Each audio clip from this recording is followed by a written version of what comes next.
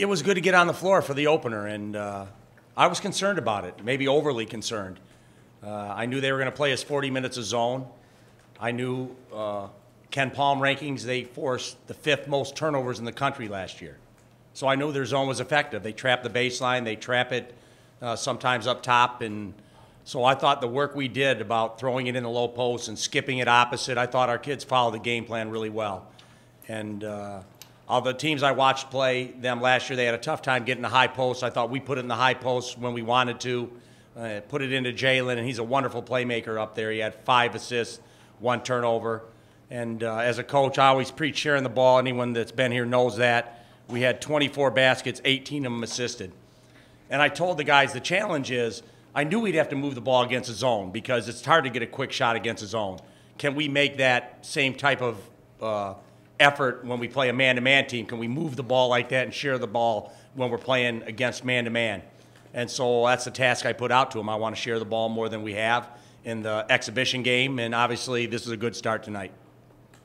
With Arope and Nathan Mensah in particular, did you have a thought on how limited you wanted their time to be or how careful you wanted to be with situations or moments or spots? How did you kind of factor in how they would be used tonight?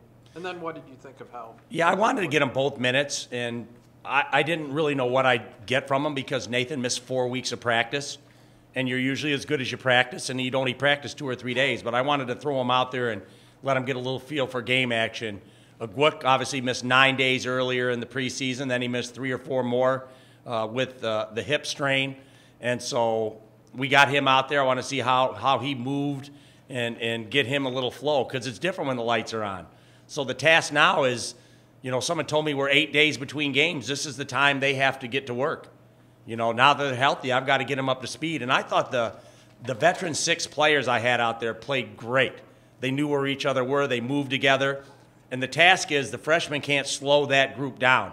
They have to catch up and move at the same pace and know where each other are and know where they're supposed to be without having to think about it. When they're thinking A to B to C, then they're not playing basketball. They're just trying to move to a spot. And so I've got to get all the freshmen up to speed. Joel and Nate and Agwook and Ed, I've got to get them all up to that speed. And I think Adam's a little further along, obviously, because he was in the program last year. But these guys need the practice time, and I need that 8 days to get them ready for the next game. You know, the last 2 years, the first zone team you played, you really struggled against Gonzaga and then Cal last year. How pleased, are you that you were able to do that to that? It was a pretty good zone tonight. Yeah, a couple of years ago we played at Gonzaga. They surprised us with the zone. I mean, we thought they were going to man us, and they 3/4 of the game zoned us. Cal last year, they came back from Maui. They pressed everybody all game and played all man-to-man. And then I think they played St. Mary's and played all man-to-man and pressed. And then we're the very next game, and they played us 40 minutes of zone. So the nice thing with this game is we weren't surprised. We knew this team was going to zone. And so the 2 days we spent really concentrating on our zone offense paid off. And a lot was due to the Cal game because we didn't put it down along the baseline enough against Cal. And so we wanted to throw the ball down low and then skip the ball across the court because we knew that's where they were susceptible. And the kids followed the game plan, and we got great opportunities off that look. Coach, can you talk about that 8-0 run early in that second half where you guys kind of took charge in that 135 stretch? I can only think, I heard you talking about it. You know, I can't remember it. All I remember is Jeremy's dunk, and it was kind of a reverse dunk, and I was just really happy it went in because I was going to be mad if he missed it. And one of the things I told the team after the game, I said, as soon as Devin Watson completes a lob to Matt Mitchell, I'm going to take the whole team out to Wingstop for something to eat. I mean, I'm tired. They threw it away against Chaminade. They threw it away 3 times a day. So as soon as they complete one of those, we're all going out to eat. Can you tell about your senior guards and the way that they performed, Watson? Devin might have played his best floor game that I've seen him play here. I mean, we just were running off those high ball screens, and he was finding everybody. He was finding the low post. He was finding the skip for the 3. And his floor game was incredible. And then you added that the way he shot the ball. But I didn't feel like he was out there hunting shots. I think he played off the other people. But he was the catalyst for a lot we did offensively up top. And we knew we wanted to ball screen the top, and he was so good at it that he created all sorts of looks for the team. This is, they're freshmen, and it's so early, but a guy like Nathan Mensah doesn't look out of place, either physically, his body, and runs the court. you've had guys in this program like Skylar Spencer and Valentine who can defend around the post and be a stopper back there. How long will that road be for him to be that kind of a guy in the paint? I think he'll catch up right away. I think he's, we had high hopes for him starting practice in the fall, but with him out, he lost some ground. And even today, I think he had a block and changed a shot, and he's just trying to feel his way out there. But he's going to be a big-time shot blocker. And as much as one of the things I talked about the team I didn't like, we got out-rebounded again. And I think the rebounding will improve when we play Nate and Agwook more because they're both very good rebounders. Sometimes you can work on rebounding, but sometimes you got to play guys that just rebound. So I think as they get more minutes, our rebounding will get better. After the last game, JALEN was down here shooting and DEVIN was in the jam.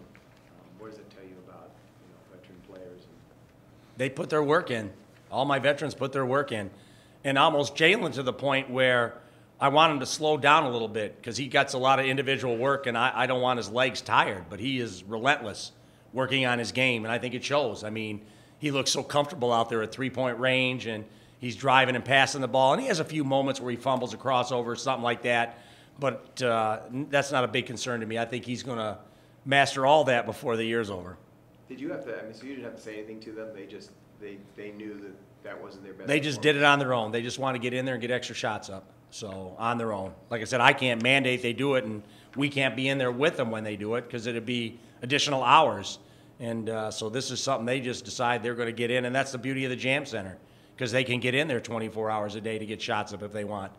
So it's a great facility, and we're grateful to have it. Did you see an adjustment period from Jeremy just coming off the bench last year to being a starter in his first game? Yeah, Jeremy just looks so comfortable and happy. I mean, sometimes it's just happiness. He looks like he's happy to be out there. It can be as easy as that. He's enjoying his senior year, and he's having fun out on the floor, and he's having fun on the practice floor. It's not practice as a grind. Jeremy just is really enjoying his senior year and every moment of it, and so that's great to see as a coach. Anything else for Coach? Only 2 players had more than 1 personal foul. Was that a point of emphasis not to foul out or not to even accumulate a lot of personal fouls? Well, the only guy I talked about fouling with before the game was JALEN, and he got 2 quick fouls, so I didn't do a very good job. I mean, Coach Fisher always used to say, and I said the same thing to JALEN, when you're a good player, you have to be protective of your first foul. You can't get a cheap one with a grab or a reach. And the first foul he got, he reached in and slapped a guy, and all of a sudden you get a real one, your second one, and then you're on the bench. So JALEN has to be protective of his first foul. This second game in a row where he's in foul trouble in the first half and he had to go to the bench. So I think a lot of that too is, when I'm playing at the 5, I don't want to do that all year. I'd like to move him back to the power forward where he can play on the perimeter more. When he's in there wrestling with those big, strong guys, it's always dangerous to get a foul as you're trying to fight for position. So, that's not where I want to play JALEN all year. When I get Nolan healthy and Nate healthy and get them on the floor, I'd like JALEN to play more facing the basket or defensively playing on the perimeter. Devin, with Arope and Nathan Mensah, some of those kind of guys, freshmen, what's, in all of your experience, what's realistic to expect out of them as newcomers? Just how hard they play. You've seen it tonight. They're just getting after it. Like, those guys just have no conscience. The only thing they're asked to do is work hard and listen. And I think they're doing a great job at that. Devin, you had 20 points, 6 and 10 from 3. Did you feel like you had the jumper going tonight? Yeah, I felt like the ball movement tonight definitely helped with that. The way we were moving the ball as a team, and guys was finding me, I was finding them, and it was just fun out there. Did you feel like you personally wanted to make a statement scoring the ball tonight? No, I honestly just let the game come to me. Most of those threes were just wide open. Talk about that big smile or that chuckle after one of those big threes. Talk about that moment that you had. What was the thought there? Oh, yeah, I had a little Steph Curry moment. I shot the ball. I didn't even look at it. I just turned around and started running down court. And then I looked back and it went in. Oh, wow. I didn't even know that.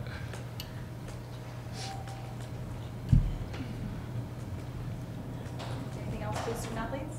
Devin, could you talk about that 8-0 run in that 135 stretch where Jordan got a 3, you had a 3, Hemsey got a dunk, and what that kind of did for the momentum of the game?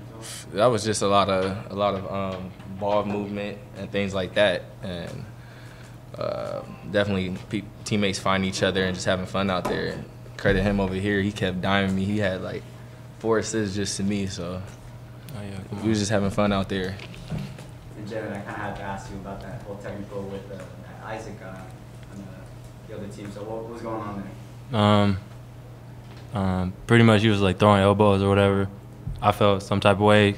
He hit Nolan. I wasn't having that, so I had to tell him. Did you feel like you just want to let him know what's up and kind of? Yeah, like that's not flying. Like.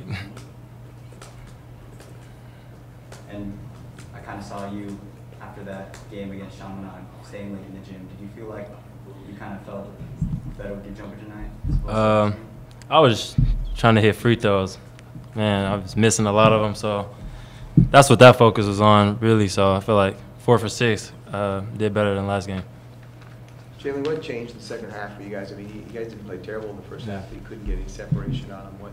You closed the 2 early in the second half. What kind of? We just turned it up on defense. You know, that 4-minute stretch, turned it up on defense and got the ball up the court fast, and found the open man, and our guys hit threes and transition buckets, layups. So that's how we want to play, and then when we play like that, that's what happens. Do you guys feel like you wanted to make a statement more today after just having that narrow win against a Division II team like Chaminade? It was more for us, like coming here being focused on the defensive end, not giving up that many threes to Chaminade. You know how we gave up those threes. So I mean, just defensively, just coming in, just focusing, just being better. What's it like for Devin? Just knowing it's going to be your last home opener. Maybe for DM, we don't know, but for Devin for sure. Yeah, I just take it one game at a time. I don't really think about anything like that. So what was it like seeing that banner being Oh, that was nice. That was nice, knowing that we did something like that. So if I ever come here in the future and look up there, I know that I left a little bit of legacy here. You any thoughts on that, Jalen? Yeah, it was a cool moment for us. You know, I wish the other guys were here, but you know, I appreciate that. You know.